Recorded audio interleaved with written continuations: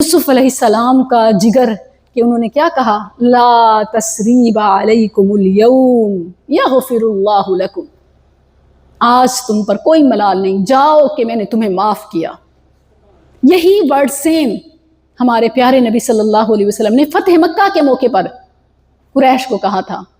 جب وہ اپنے اپنے جرائم کے ساتھ آپ کے سامنے بیٹھے تھے، ہاتھ باندھے کھڑے تھے، نظریں ملانے کے قابل نہیں تھے کہ اب ہمارے ساتھ پتہ نہیں کیا کرتے ہیں۔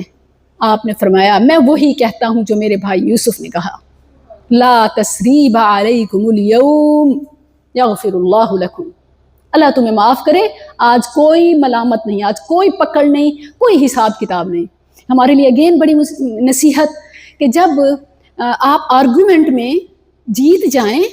تو بجائے اس کے کہ دوسرے کی تذلیل پہ اتر آئیں،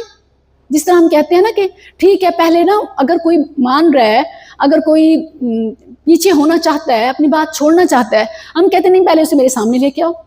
پہلے وہ اعتراف کرے، اچھا یہاں تک تو بات ٹھیک ہے، پھر جب وہ اعتراف کر لے پھر جو ہم کرتے ہیں نا، مثلا وہ پہلے اس کے ظلم سے زیادتی سے پھر ریویژن شروع ہوتی ہے، تمہیں یاد ہے تم نے میرے ساتھ یہ کیا، اچھا وہ بھی کیا، اچھا وہاں بھی یاد ہے، اس کی ضرورت نہیں ہے۔ آپ کا اعلیٰ ظرف بڑا پن اسی میں ہے کہ جب کوئی جسٹ لائک یہ کہہ دے نا، اچھا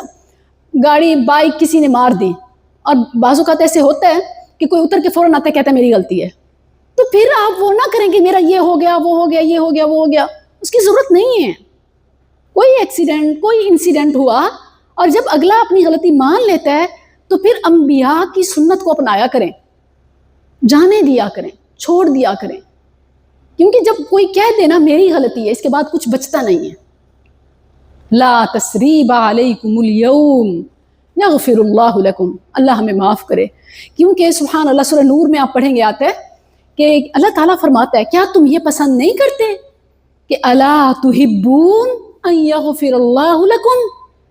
کہ تمہارا رب تمہیں معاف کر دے، تم یہ پسند نہیں کرتے؟ یقیناً ہم کرتے ہیں، ہماری اتنی گناہ اتنے نافرمانیاں، ہمارا رب ہمیں معاف کرے، تو اس کے لیے ہمیں دوسروں کے ساتھ سے ہی معاملہ رکھنا ہوگا۔